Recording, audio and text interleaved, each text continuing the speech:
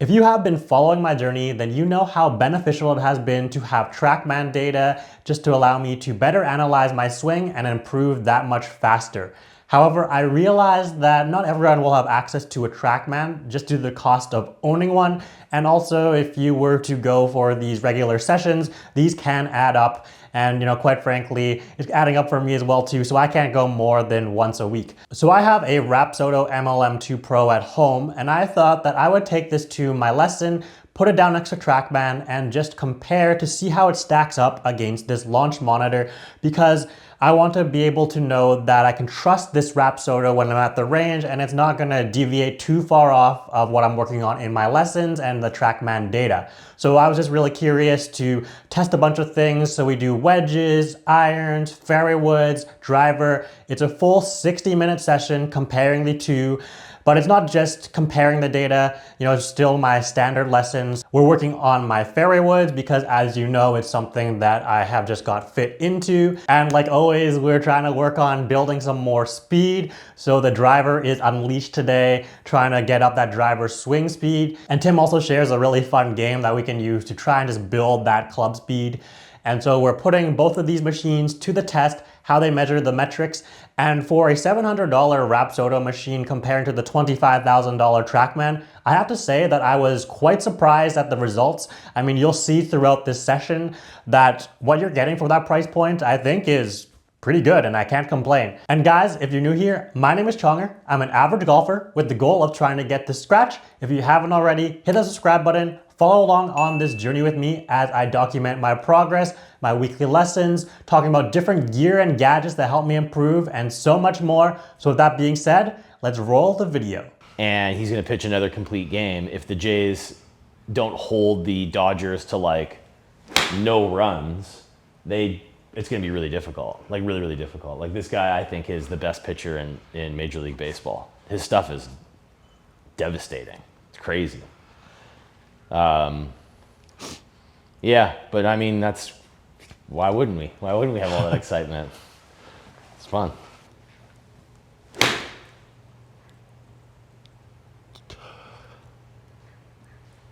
Let's see. 90.6.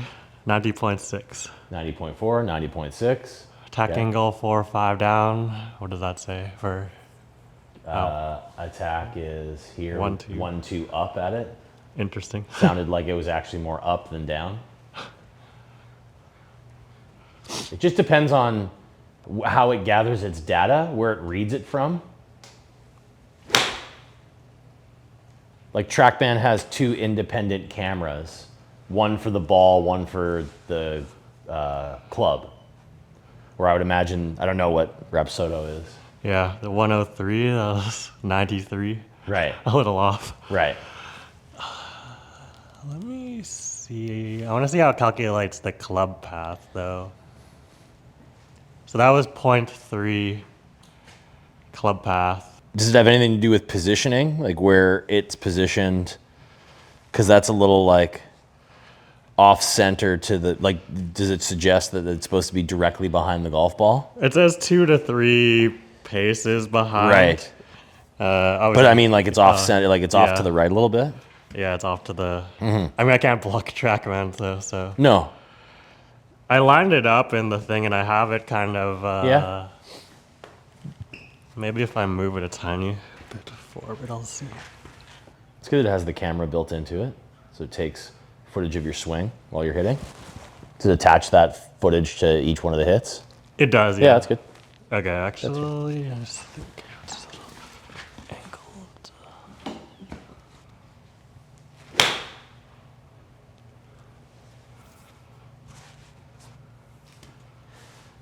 I mean, we know that this one's pretty accurate. Yeah. And also just the description of the ball flight matches those numbers. So I don't know what your path came up on that one.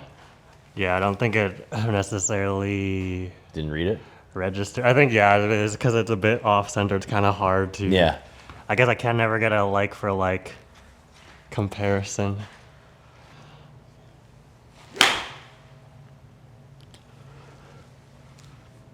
So that Trackman post out there is 88 yards away. That landed like, I don't know, 12 yards past it maybe. 94 94 versus carry. 99. Right. I don't think the attack angle was measured right because that says 7.8 Down? Right. That did not feel like a And you 7.8. were 4.6. So it was close. Like, I mean, at least it was in the same ballpark. Yeah, and then it was saying club path negative 2.1. So club path was -4. Yeah, okay, a bit off. Yeah. But I think that's also slightly just because it's not Sure. directly centered. But Yeah, sure. How much is that device? Does it retail for? A couple thousand, probably? like $1,000. $1,000. So I mean, like, I'm not obviously comparing it to be. No, like, not at all. But like, so say you only have a budget for a launch monitor that costs you $1,000. Yeah. Then the metrics that you get with this, you'd almost not want to have like another device to compare, because then you'd be like, oh my God, it's off like crazy. What you'd want is to try to attach the numbers that you have to the ball flight and try to eliminate the anomalies. So when you see one that's like, that doesn't match up, you're like, wait a minute, I wasn't down at that one, I was a little bit up, or I was thin or whatever. Delete it and just try to gather its data. It's a little like, it's like a primitive device. It's like not the best system to get there, but you could still derive a lot of really good information if you just like you'd have to visibly cut out some of your anomalies. It's more because since I was playing around with my swing and stuff, and when I was seeing these kind of swing paths and stuff like that, I was like, am I really that far kind of in? Because I wanted to know, like, I'm not going too far one way. For sure. For sure. Maybe it's also just the wedges. I can try some other clubs to see how it kind of. I would say so. Trackman has the most difficult time tracking wedge data. So high spinning, high launching, fast off the face, leaving in a really high window. Trackman has probably the most difficult time with that. Yeah. When you're hitting 7 irons, it's not difficult for them to kind of pick up the flight of the golf ball. And imagine every launch monitor, they have optimal windows that they sort of build them for. Yeah. This one was more close, actually. Pretty close? It was like -2 club path. Okay. -1.4. Okay. Yeah, it's probably not making up the numbers, but I would imagine it just gathers its data with Let's try 7.9 just a little bit different detail. Let's see 7.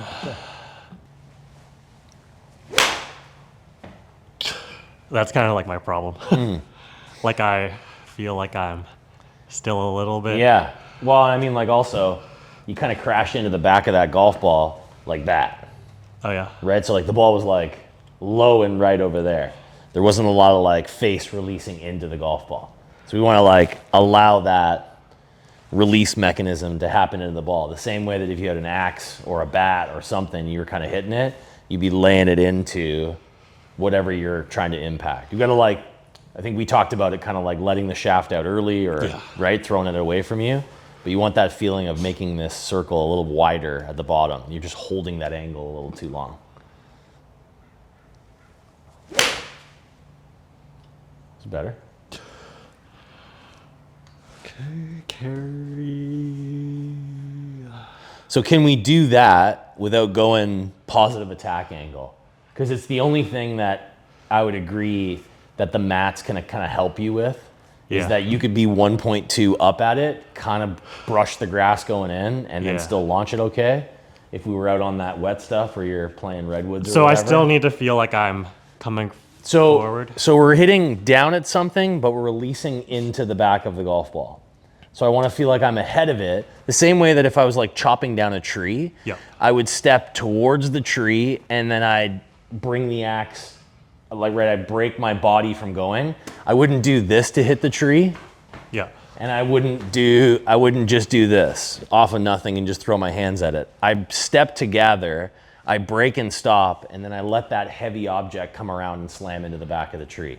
This is why when a professional golfer hits a golf ball, it looks effortless because they gather the speed of that heavy object just in that downloading process. So when I'm actually taking the club back, and we're thinking more about weight on like kind of the back right foot, right? Or the back we want to try to keep it So I've kind of always hinted to you, like, you got to turn this toe inward more, like in setup. We want your skis going downhill. Like if you were wearing skis there, your feet would go like that. Yeah. So you're giving yourself lots of mobility options as far as like how you've turned your lower shins and your femurs out, but then it's restrictive as turning back into that space. So then I can't really turn back into it if I get really wide with my feet. What I want is the ability to really push from that, that back platform. And so when I'm actually taking it back, Yes. When do I want to? I already want to feel like my weight shifting forward at the top, right? Yeah. Or Yeah. When we do like pressure measurements of like great players, coming down to where we would sort of measure like where would be P6, I guess, coming back down to impact. That player would be really heavy on their left side just before they got to the golf ball. And then when they get to the golf ball, they become really, really light. So there's this little kind of springy mechanism. All it means is that when I go back here, I'm not trying to like 100% of my weight over here and then go and bring 100 over there. It's like the levels sort of change a little bit. I send a little weight over, but I don't venture that far off of it. I'm really trying to get back to that left side, right? So really just like, we want to pull a setup in the backswing. We want to turn and pull and twist and wind up and load that tension, and then you kind of fall into it and let that club kind of slam in. We want height. We want that club finishing around you pretty quick. Yeah, phenomenal. Maybe a little down too. Yeah, great. 2 down. 2 down. It's a great sound when you put it all together. That was pretty close. Negative 3.5 down, 156 carry, 158. Yeah. It's like I said, it's not going to be like way off, but it'll have its own reads. Yeah. Where it looks like it might have some discrepancy is a little bit on like club detail. Yeah. Like the path and whatever. That's probably harder information to pick up. Okay, so same thing. We're feeling like it's a down hit, but we're allowing that club to sort of kick underneath. So there's a lot less of, I'll do this here so you can kind of see it. There's a lot less of feeling, if I'm just using trail hand, there's a lot less of feeling like pulling the grip into the golf ball. Yeah. There's a lot more of a feeling of letting the club head pass me in my follow through and wrap around me. And what I'm trying to do is kind of beat that sequence into the finish.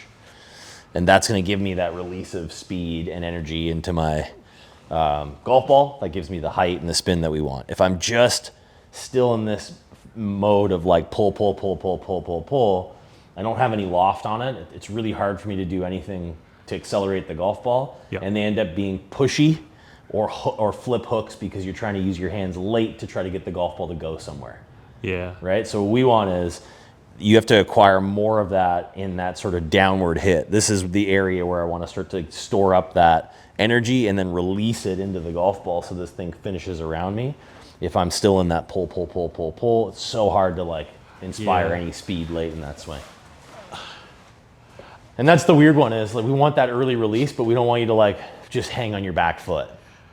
Yeah, that was also when my contact has not been the best. I think I tend to furthermore hold on to it because it's almost like I'm trying to guide the swing. Right. Whereas I think it's obviously I should be better to like release it a bit more, but then it's almost like scary because actually it's not the releasing part that gives me bad contact, it's more me hanging back. For sure it is. Okay. Yeah, for sure it is. So I still just have to trust that I'm there already and then I can just go. Yeah, okay, so let's put this in perspective too. You have a 7-iron in your hand. If you really commit to a line that you're hitting it on, you don't stand too far off line. It's not like you're crazy alignment. You're usually pretty square to where your target is.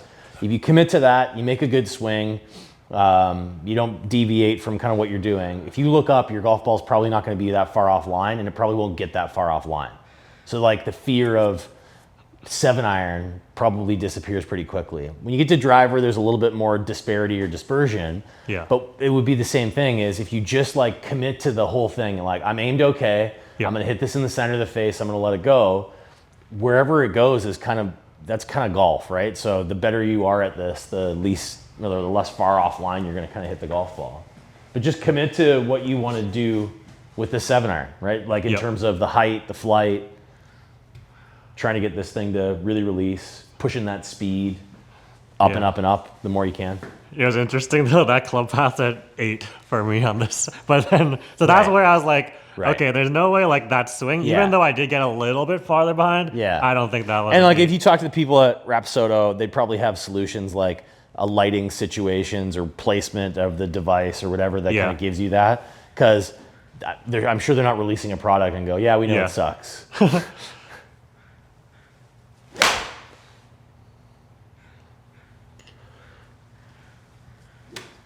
Yeah. Right. Like if our game was just like how loud or fast could you make the club go through that turf at the bottom? That's kind of what we're doing, is trying to just pick up that club head speed to get it to move through there.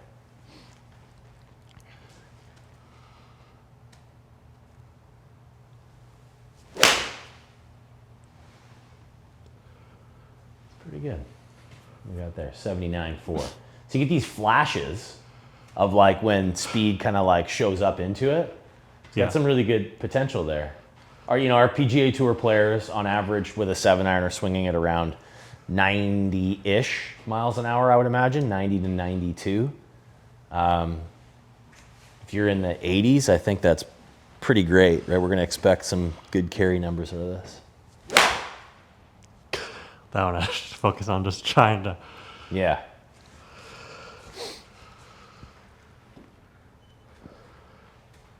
Even on the miss hits, it's pretty accurate, 130. Yeah, pretty good. Okay, what shot shape would you like to hit here? Well, since we've been trying to get more height and everything, I mean, I have been trying more for a draw. Push draw, yeah. But what happens is usually just a straight block. Gotcha. Hug it a little closer, so don't try to hit it way out there like a hook. Try to hit like just a little right of your target, and then try to release one, and just see if you can kind of get this ball tipping a bit to the left. It's pretty nice.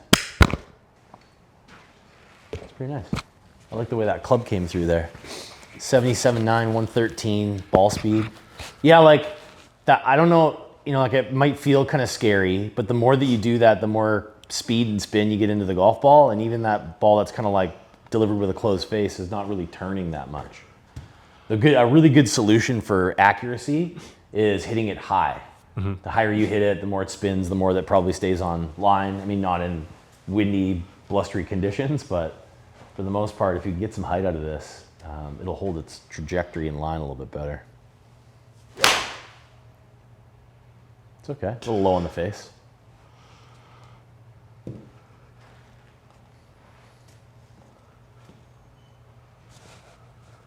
.81.2, like that. Attack was good. Yeah, I even measured attack correctly. Yeah. Club path pretty close too. Yeah, I feel like it has its moments. Yeah, it does. Maybe like 8 out of 10. Sure. Which I'll take that for absolutely like $1,000. Yeah. It's pretty good.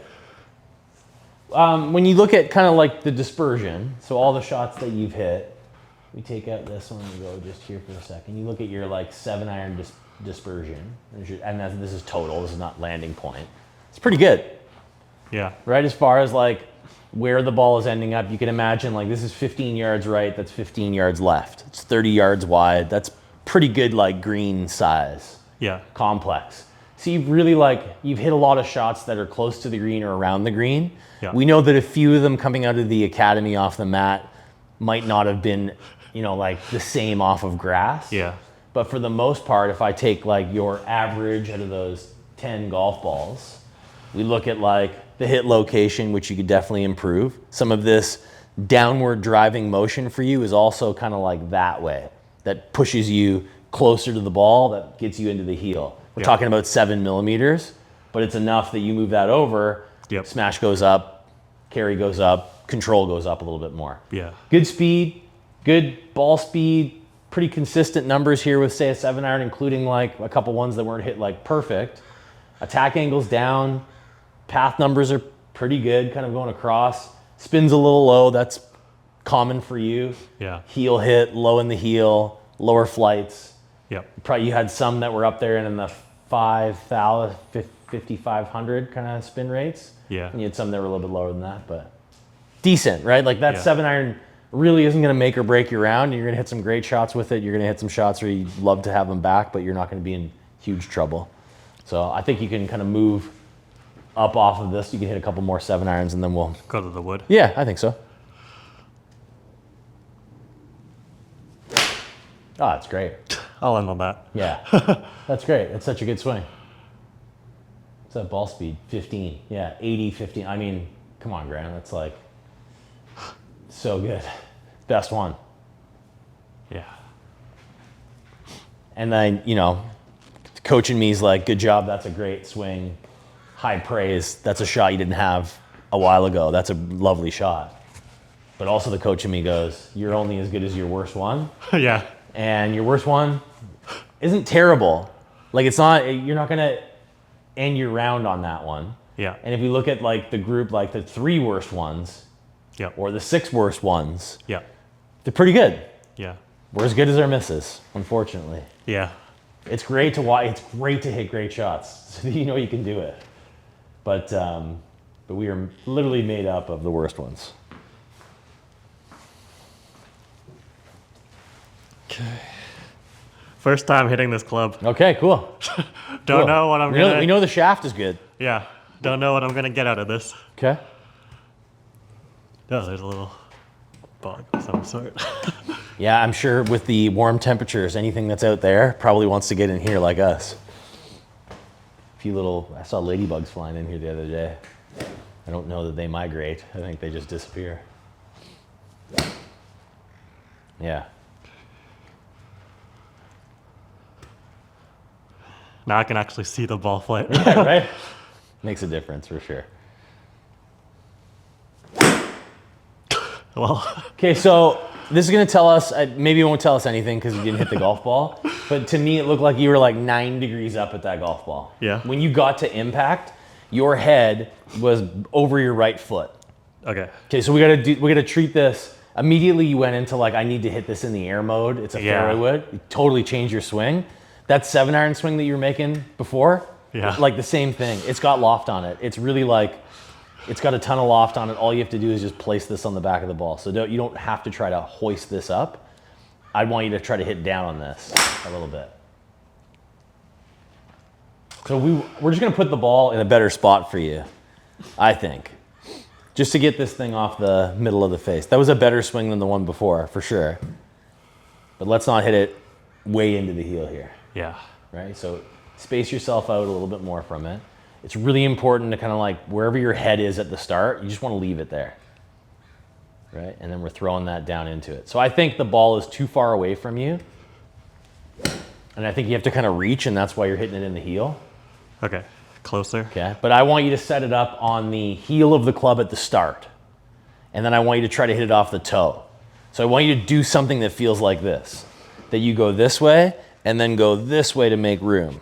Okay. Rather than going this way to try to go to get the golf ball. So I want you to put a little bit in the heel, and then I want you to try to make some space for yourself in that downswing. Yeah, good.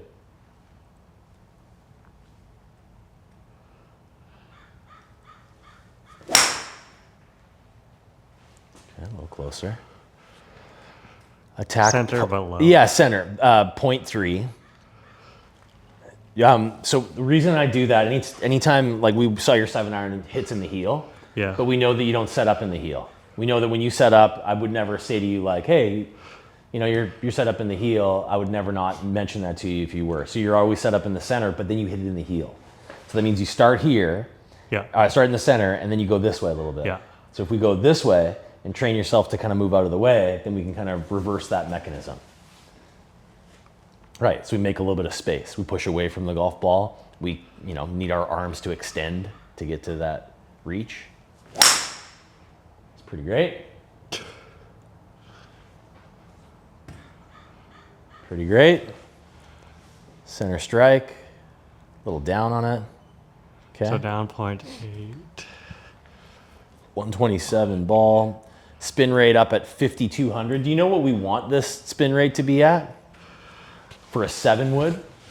For a 7. What driver spin do we want? 2,000? More. 3? Less. 25. There we go. Yeah. So 2,500 to 2,800 is like Yeah. beautiful. Keeps the ball in the air. 2,000 is great if it's straight. Yeah. But 2,000 gets pretty close to low spin, which is more hook bias, which is like the ball doesn't leave the ground. What about a 3-wood? If a driver's 2,500, Probably 35. 35, 4,000 kind of top end max. Yeah. So by the time we get to a 7-wood, probably want this at like 4,000. No, not that much. Okay. Not that much. So like 200 to 500 RPM between clubs. Oh, okay. Okay, so somewhere in there. So and by the time we get to irons, it goes to like to the 1,000th if we have speed. So I would say like 500 RPM per. Yeah. So we're 3-wood, 5-wood, 7-wood. Yeah. So like 1,000 more RPM. I'd say like 4,500 is going to be pretty optimal Okay. spin rate Yep. for this club. So that with that face open, I think you added a little bit of spin that took a little bit of that distance off of it.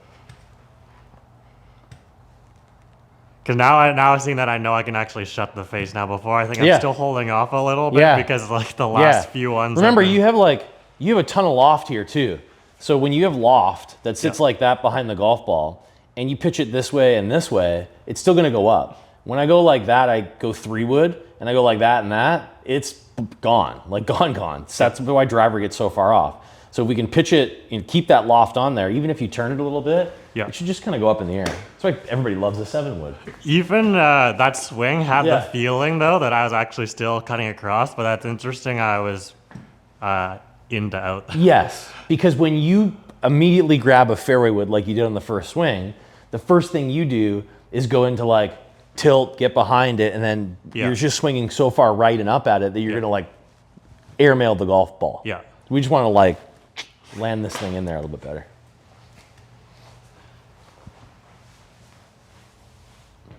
Right, and you can let it kind of wrap around in the follow through.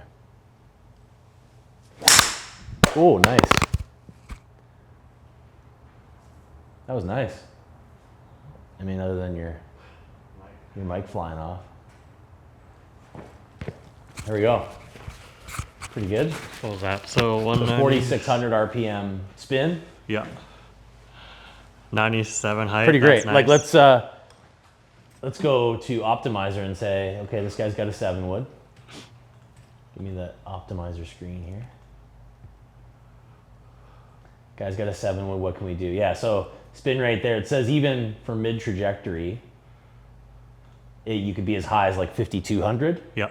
But we're kind of hitting the cusp there. Like what I said was kind of around 4,500, a little bit more. Ball speed's up great. Attack angle could come down a little bit. You carried it 197 optimally. So really what it's telling us is if you want more distance out of this, then we have to increase the output a little bit. That means club head speed. Yeah. Because you did a really good job with your delivery of making the golf ball go a little bit further, creating more ball speed. It was a really well hit shot. Yeah. I wonder if this measures height. I'm curious to see. Measures what? Height? Yeah, I just want to see if it. Apex? Yeah, apex. 91 feet. Was that 97. Okay. We're not bad. We're pretty Yeah, close. pretty close. Yeah. Nice. Nice. Remember what this club is for you in your bag? It looks like from the Titleist that we were hitting, this one comes off a little spinnier. Yeah. Max. This is the max one, Yeah. right? Comes off a little higher, a little spinnier. Not the worst for you because this is achieving. I think we were struggling to get around 80 feet with the Yeah. other one, but Yeah. getting like 215, Yeah. right? Yeah. Whereas this one's going a little higher, a little spinnier. All that's adjustable too, yeah? It is, yeah. Okay, so you can steal loft off of this. Yeah. Like if you're looking to make up more yardage, because right now you're averaging kind of around what looks like 200 kind of maximum with this. Yeah. 195 carry. I know it's cold out, but this is normalized. It's 25 and sunny. So it's taking this and saying this is how far it would go because it's got more spin on it. Yeah. So you probably have some room to maneuver loft. Yep. You probably have a little room to maneuver. I would just leave it square. Are tools adjust like universal? Yes, or? they are.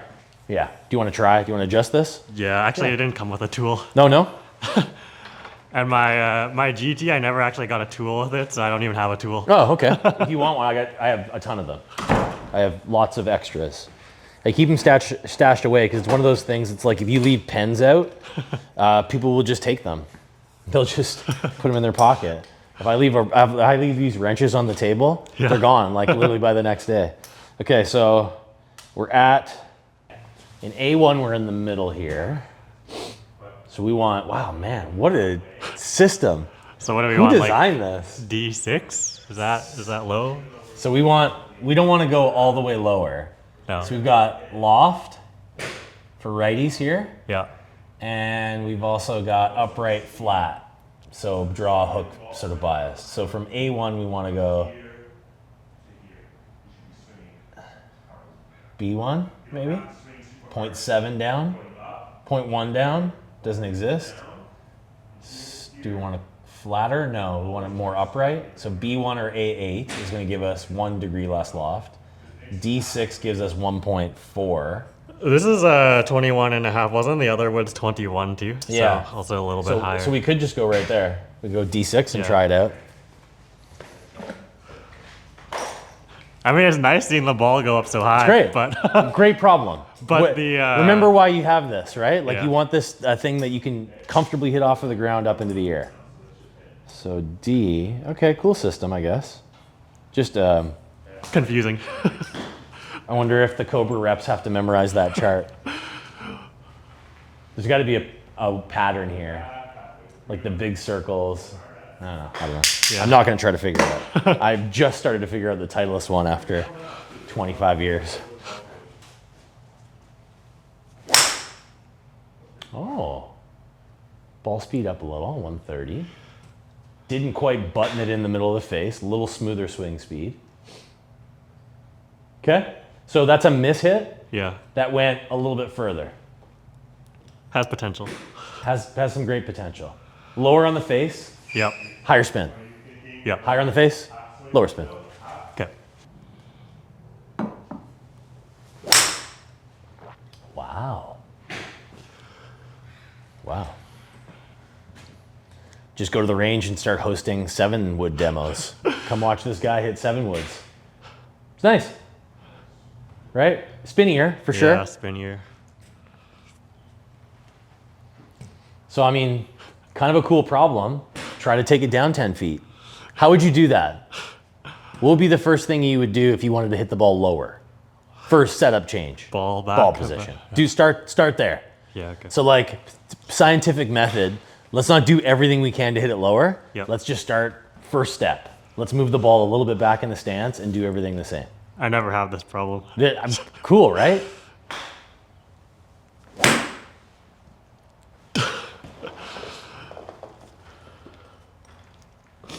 Nothing else changes. Yep. Just move it back a hair. Take note of where that golf ball contacted. It wasn't that you just topped it. You also topped it in the heel, right? So you kind of like, ball was sitting here and you did this and you're like way over on top of it there. You gotta like keep yourself away from that golf ball. We wanna feel like this, Graham. We wanna feel like extending and reaching, not over top of something falling on top of it. Yeah? Yeah.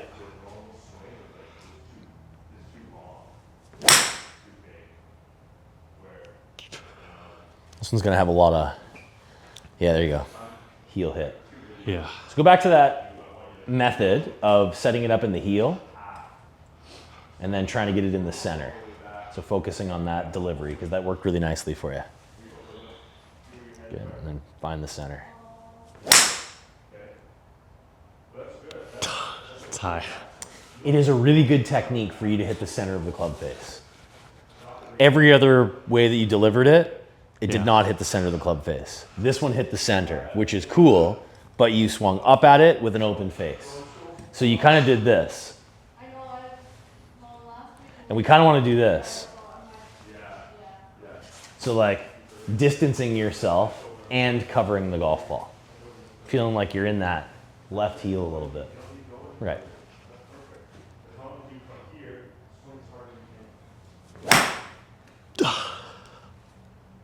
That one I think I just came across, right? Sure. I think. Yeah.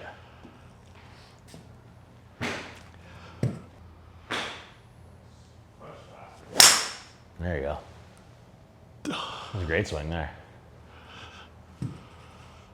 but a little slower, yeah? Yeah. Swing speed, ball speed, carry, total.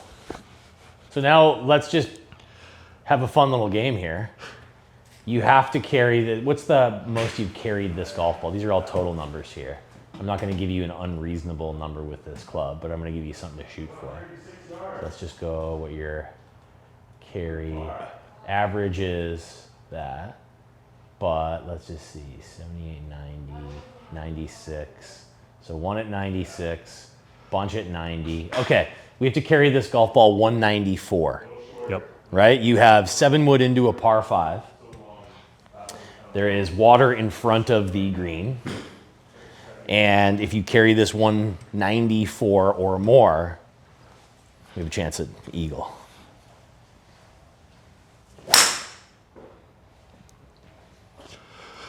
He's got that at 126 ball speed. I think he's going to need to pick it up a little bit. It's pretty good though. Good hit. Yeah, just speed now, right? Yeah, speed. Right. So 84, good contact. Smash factor's really high. It's telling us like this guy's doing everything he can to make it go as far as he can or as efficiently as he can. But we need more speed. Just more like... Yeah, right. When you're hitting good shots, your swing looks really, really good. It looks, you don't have to think about too much of the golf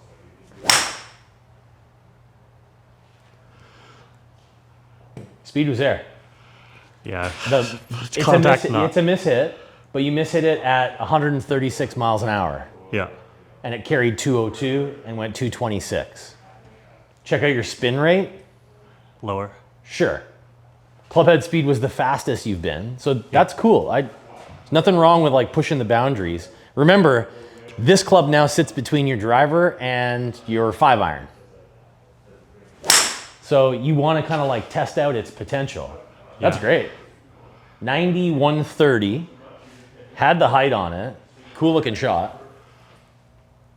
190, 194, little spin, a little lower on the equator. So far, pretty great looking club. Yeah.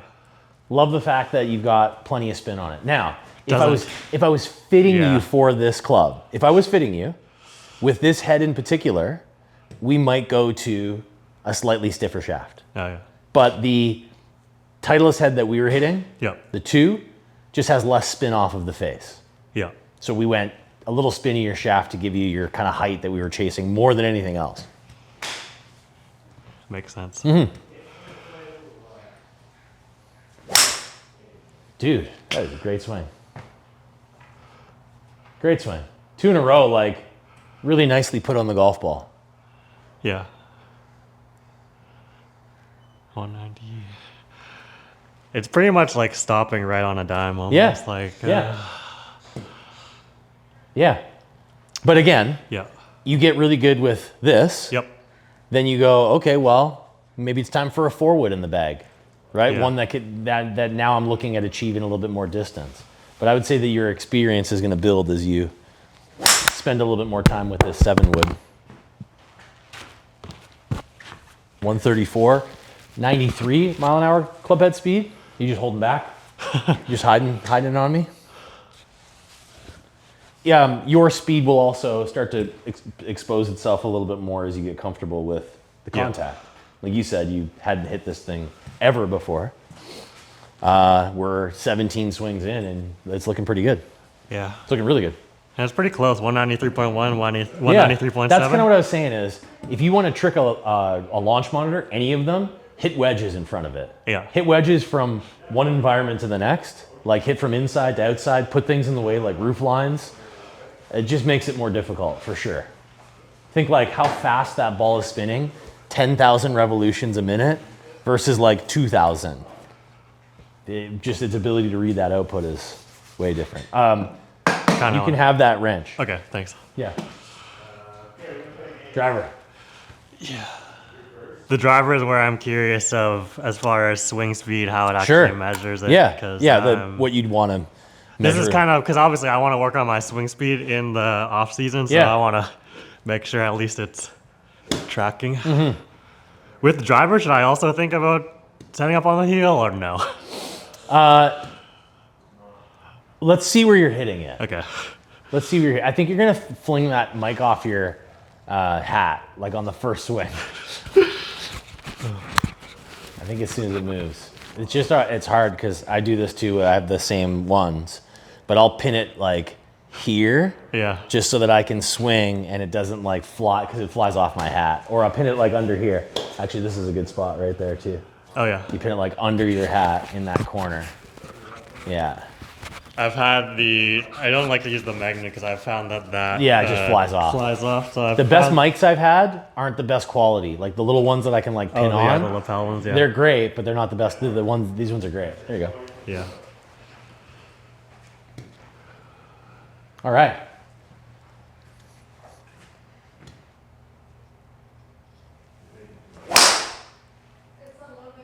Okay, you're free to go. That was couldn't be better. 248.6, 248.5. Okay. So if you could imagine, I'm just going into the engineers that built Rapsodo. Yeah. You could imagine where most people would use their launch monitors, Yeah. where they'd pay the most attention. I would imagine it would be drivers. They probably Yeah. it's probably close. It should be close, right? Just the height's a bit off, 94, 71. Right. The club speed, 102.4, 101.9. Yeah, gotcha. Pretty close. But close.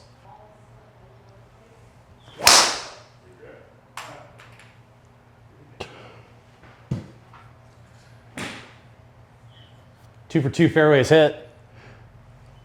Yeah.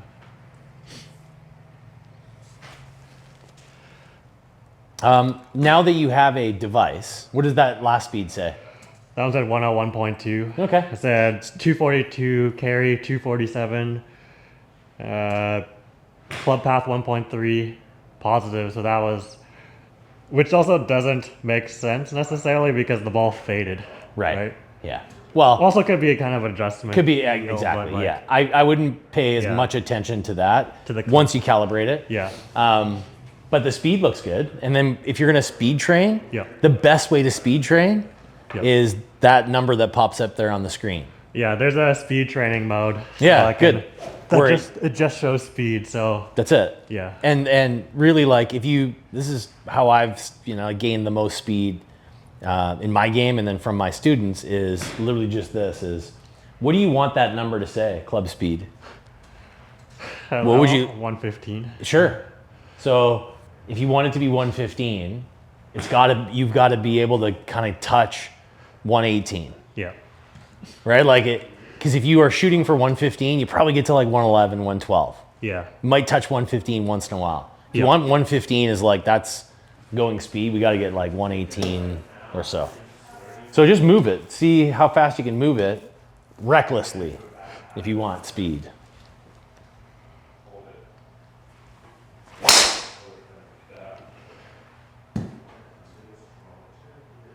Good. 103. Yeah, nice. Very good. 3 good drives in a row. Great sounds too. Actually hitting the fairway wood first, I think, has made my driver more dialed because I feel like with the fairway wood, I'm kind of more focused on Yeah. like sweeping the ground more. Yeah. And I think my mistake with the driver is I lift up Yeah. too much. Well, and also you had a 5-iron. Yeah.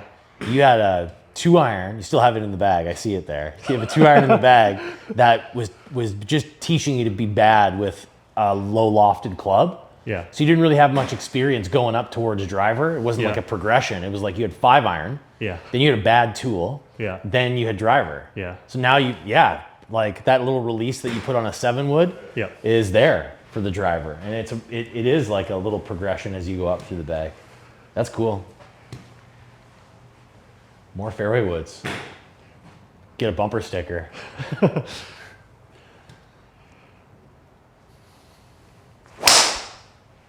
Yeah, there's some speed there. 107?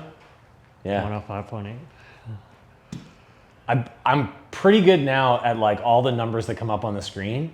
I bet you I could guess club head speed pretty accurately. Distance, carry, ball speed, pretty close. If you see it enough, like that definitely looked 4 or 5 miles an hour faster. So is all of the speed just like in this zone here? Yeah, it's braking force. So it's the ability, it's kind of cool when you have something that's like heavy and bendy because you can see it. Yeah. So this thing goes fast if I go like this. And if I spin really fast, it'll go fast, but it'll also be behind me the whole time. So it means that there's like energy in here as I'm like spinning this thing around. And it's just hanging there. Until I stop this is when that energy kicks in. So the faster I stop, the harder the head kicks into the golf ball. So the faster I get this object to brake, before I get to the ball, the timing of it, the faster that thing goes into the golf ball. It's almost hard for me to believe if I brake, the club's still actually gonna get there. The braking's what's happening, but when we say brake, we think of like a car stopping. So you think everything stops.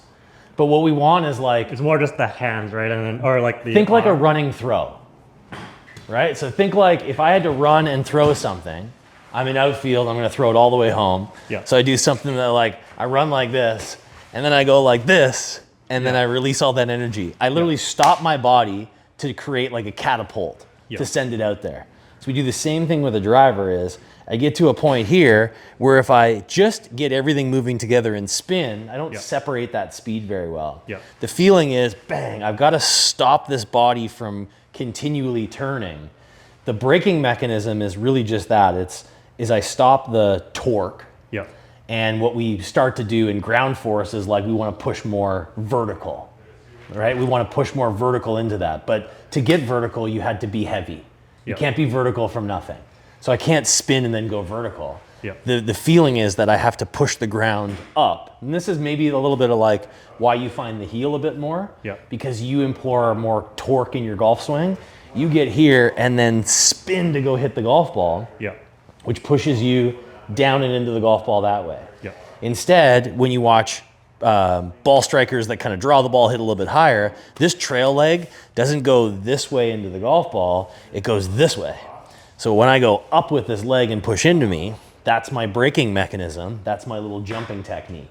Most players try to like really key on the left side, like I gotta stop this leg and this, but you forget that I'm pushing in, this femur gets pushed into my body and pushes me up.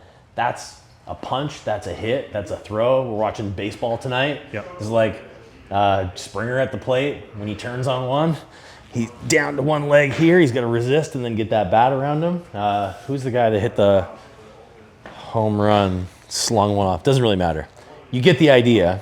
So I want to feel more like this is driving So, back or out? if I strip it away, it feels weird. It's like, okay, when do I do that? But if I put it together in a mechanism, when I think about like taking a med ball and throwing it against the wall in front of me here, I've got a ball like this, and I'm throwing it like this into the wall, I wouldn't do it very successfully or hard if I did this. So I want to feel like I let this thing go from here. Do I feel almost like I'm jumping backwards a little bit? A little bit, yeah. Like I feel like I don't love the idea of jump. I think we've talked about it before, like, hey, it's a jump and coordinating a jump. But then immediately people start to like really do weird things. It's more like extension than it is a jump. It's straightening. It's when I punch someone really hard, I should get to a point where everything's extended.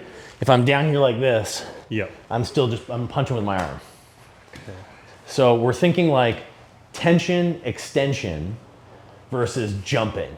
And then really like how fast can you move the club head? It gets wild, but that's okay. We don't mind a little wild. 55, so we're gonna be 106, 104, yeah. It's okay. Oh, yeah. 261, 261. Mad appreciation here for that looking thing right there. The fact that you're hitting the center over and over and over again makes it real easy to want to add speed. So cool. Very cool. Also really great. These are your average numbers down here. Pretty neutral. Pretty fantastic. I'm not really thinking about my face as far as trying to hold it off or kind of anything. And I think some of it's pushed off a little bit, right? But that's still not going to get me in trouble. Do you know when you get to think about face angle? Like pre-swing. So you treat a driver like a little dangerous, like cannon fire. Like more like, like missile fire.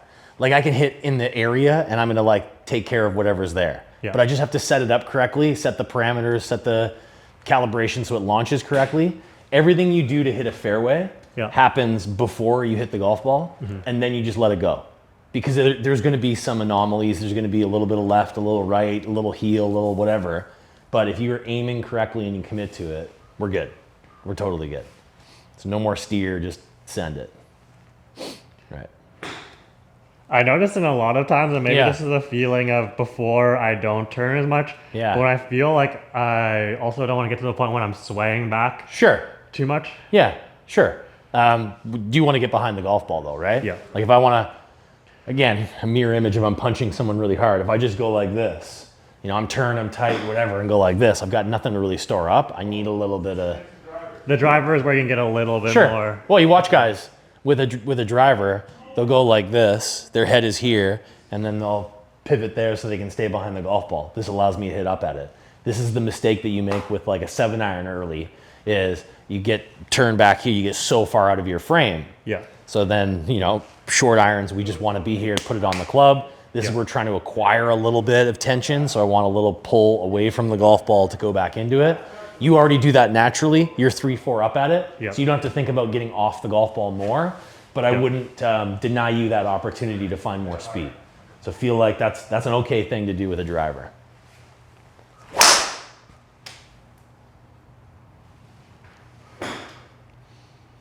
Pretty good. 254. I think Rapsody, what they did was they were like, just before they released it, they're like, you know what, let's add 1% to the swing speeds. Yeah, it's an ego boost. It's just, I bet that's it. It's just like, let's add 1%, just so everyone feels like, hey, I'm pretty good, a little faster than I was on Trackman. Everything has been faster, I've noticed. Right, just a little longer, a little faster. Why wouldn't you? I mean, like, I know, but the carry's down. Yeah. So. Yeah, that's fair. Can't have it all, I guess.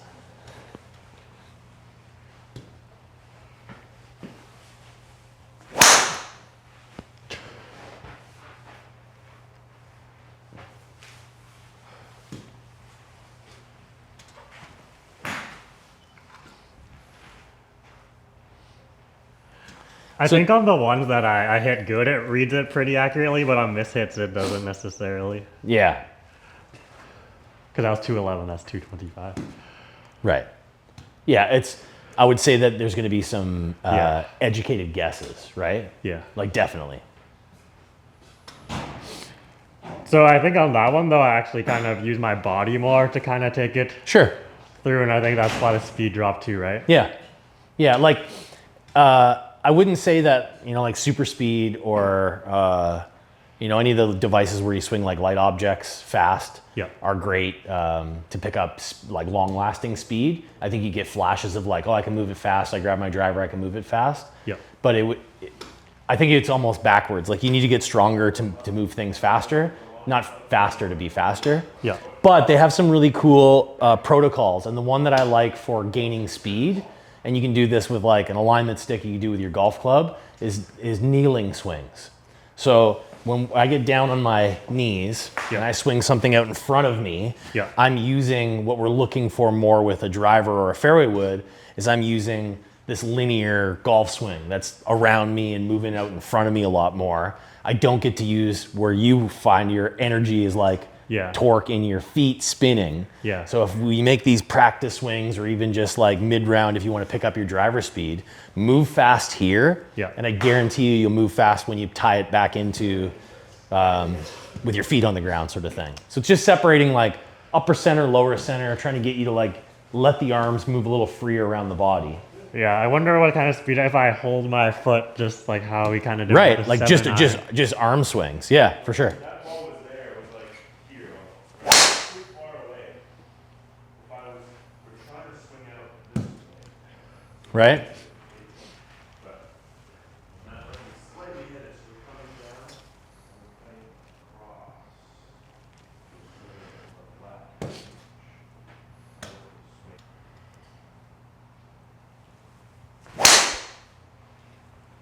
in the heel, right? Yeah, just contact. Speed good, 106. Oh, that time the Rapsodo said I swung slower. Really? 104. Oh, bringing you back to earth a little bit. So it's almost like I want to clear my hips just so I have a free pass at it kind of thing. Sure. Yeah. It's like, I mean, when we look at it, it's like one center winds and the other one follows after. Sort of builds to that. Call it like a crescendo.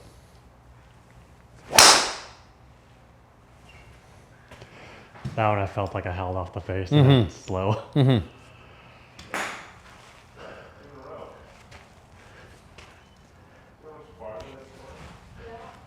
At least I can kind of feel the difference in my swing when I don't do what I want, but Yeah.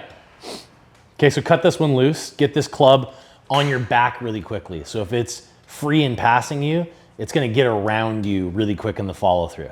So it's not going to be like a long hold off finish. This thing's going to be like right around you quickly.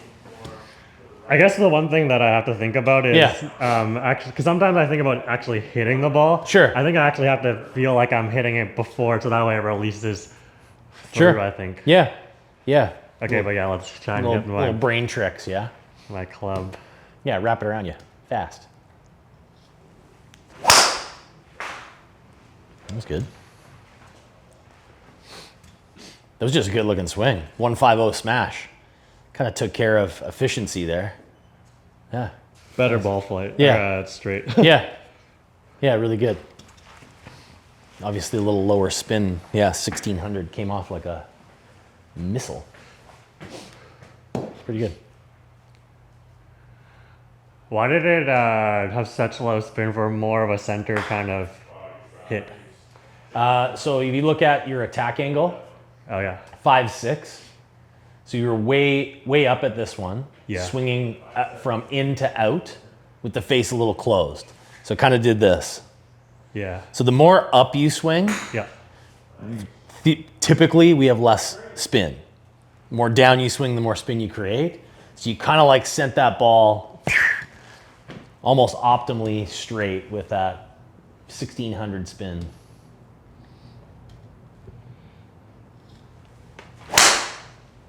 Oh, low.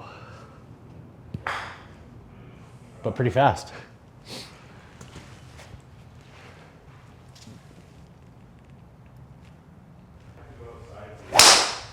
Ooh. 153 ball. You've hit a lot of nice drives. And not a lot of weird golf balls. Like not a lot of weird ones that are diving on you. The driver looks great. The with that one, I guess when I feel like I'm really wrapping it around, Yeah. that's different than actually me coming across, right? Sure. Because obviously before, like I used to do this, but that's something different. If I wrap around, it's more like I'm just like, Yeah. Yeah. So I think we see it best, braking mechanism, when I do this.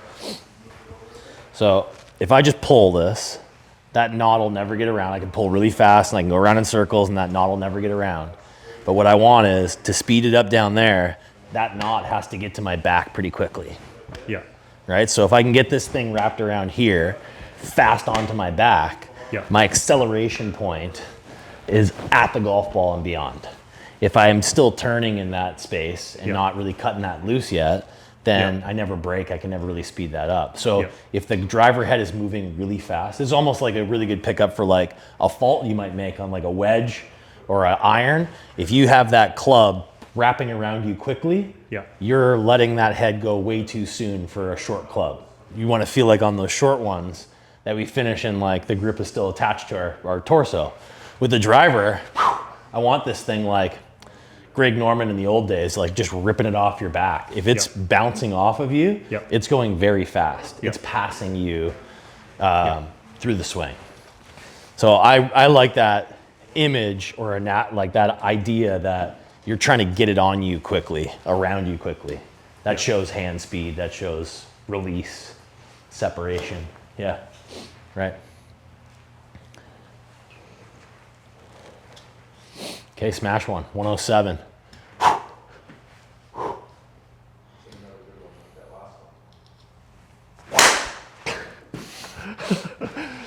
It's even slower. Not bad. Oh. Not bad. I guess though that is part of like the speed training, just to try and just get it as fast as you can. And you Yeah, I dial mean, it. on that, that's great that it has that. You'd only either look at that or you'd look at this if you're trying to make it go further. Like if you want distance, you look at this number. If you want to attach distance to, you know, potential, then you look at spin as well. But really, if you're just looking at gaining speed, Yeah. you just need to know that you can just keep moving the elevator. Like this elevator Yeah. has no ceiling. No, there's no top floor. Not yet anyways. Where there's guys swinging currently at like 160 miles an hour almost. Like that's nuts. But that's the ceiling right now. I don't know. I don't know what your ceiling is. 115, 130, who knows?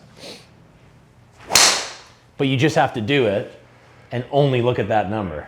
Yeah. There's a game that I play, and you can play this game. It'll tie in really nicely with Game 7 of the World Series. It's baseball speed. It's 3 strikes. So you swing as hard as you can, Yeah. as hard as you can within reason. Call it like a little bit more than a gamer, and we get a number, 103. You have 3 strikes. Yeah. You get a lower, it's a strike. Yeah. How many hits at the plate do you get before you strike out? Yeah. Can you keep moving that up, or do you just immediately like you can't achieve it? So 103, try not to strike out. See how many hits you get above 103. Okay, so that's definitely one. You swung hard at that one. That was cool. 103.7. Advanced level baseball. You're advanced. Why don't we do that? Advanced level baseball. So 103 was the baseline. Yeah. But each time you hit a ball, the baseline moves up. So now it's 103.7 you have to beat. Otherwise, you get a strike. That's hard baseball, but I like that.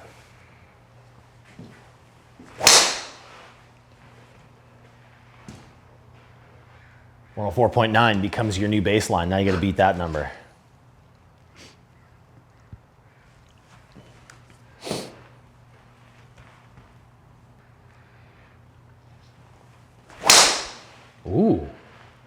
Ooh, 57 ball speed should tell us something. 106.3.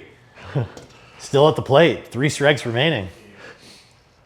This is like a Alejandro Kirk at bat. Fouling him off. Staying alive.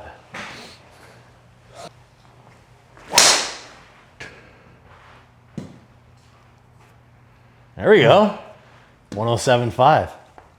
You get a baseball. Notice that all of these drives suck. Yeah. They suck. But we're not doing that. We just need to know you can move fast. So then when you move fast like that, you can kind of touch that new ceiling. We're going to normalize speed. Nice. Nice. Yeah, 106. Hey, Crow. 106.2, strike 1. Ooh, kind of a deep one. Hi. 106.4. 106.4. I can't get past the 10. Last strike. Last strike. Still at the plate.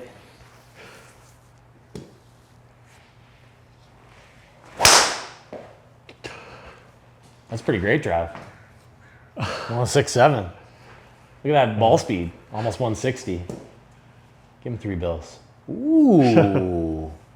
Okay, so as reckless as that is, Yeah. balls are still in play. Yeah. You've moved that number up. If Yeah. I told you now to swing at 100 miles an hour, it'll feel like nothing.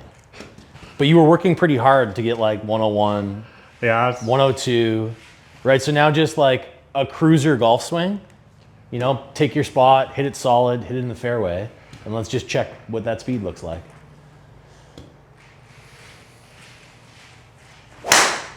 Oh. It's okay. Right, but it's still just, the residual is just there. That's like after one time. Yeah. If you're going into speed training and you want to do that, I do it with every club. Yeah. I want to be, Irons too? Yeah, I do it with wedge. Even wedges, yeah? Yeah, I want to know like, how can I make this ball go faster? It's easier with short clubs than it is with long clubs because I have loft. Yeah. With a driver, I can't keep stealing loft, otherwise it goes in the ground. Yeah. But with a 56-degree wedge, I can make it 30 degrees at impact and make it go further. Yeah. So I can cheat loft to make the ball go further. I can add speed to make it go further.